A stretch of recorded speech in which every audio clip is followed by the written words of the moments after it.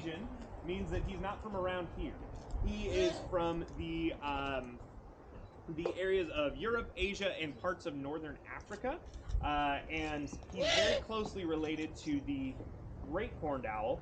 And if you look real close, you can see that he has a really large, what's called plume of horns on the top of his head, that he will use to blend in with his surroundings a little bit. And so eagle owl comes from, it can be a little bit confusing, but that actually means that he's just a very large owl. Eagle is another word for large. And so that's where that comes from. It can be a little bit confusing. So he is 100% owl, but he's a very big one. And so that sound he's making, that way that he's talking to me a little bit, is that he is he was raised by people to do this job. So that conversation that he is making with you guys and me is what a young bird would make to talk to its parents or get attention in some way. And so he does the exact same thing with us because that lets us know that he's comfortable. And can you wait a second? There. And so that lets us know that he's comfortable, and especially in situations like this, and we make sure that he always is feeling pretty comfortable and is talking to me so I can especially talk to big groups like this, because we want to make sure that he's comfortable at all times. And so he's telling you guys all about it.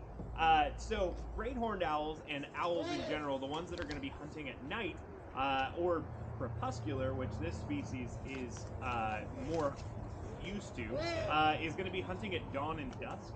And so he is going to use his ears to hunt his prey, a lot more than his eyes.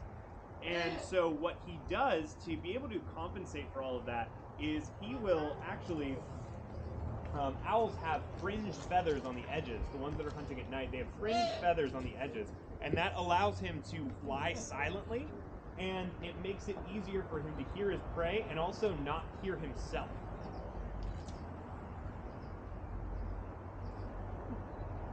And I can talk about Haines forever, but do you guys have any specific questions about Haines that you would like answered? So if it's not native here, where did he come from? Haines came to us from a breeder in Oregon. He was raised to do this job and work in education. So there are places around the country that have species that aren't native to North America, and they learn to work with people right from the start. What's his diet? He is getting a mix of rat, quail, and occasionally he'll get mice and chick.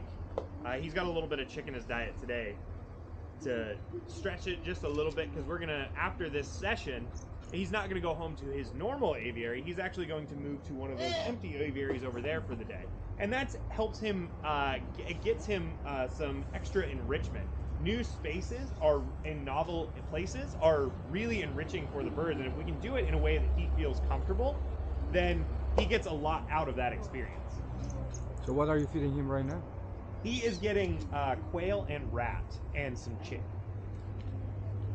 If I could ask you to turn your flash off, sometimes that can be a little bit jarring to the bird. Thank you. How old is he? He's 9 years old. He actually just celebrated his birthday last month. And he's lived with us his entire life. So he came here when he was about 2 months old, and from there has been working with people ever since. That's a good question. This species isn't really well documented in terms of their life expectancy, so we expect that they could live into their 20s and 30s in the wild, but in human care we've heard of them living up into their 40s and 50s, but again, it's very colloquial knowledge.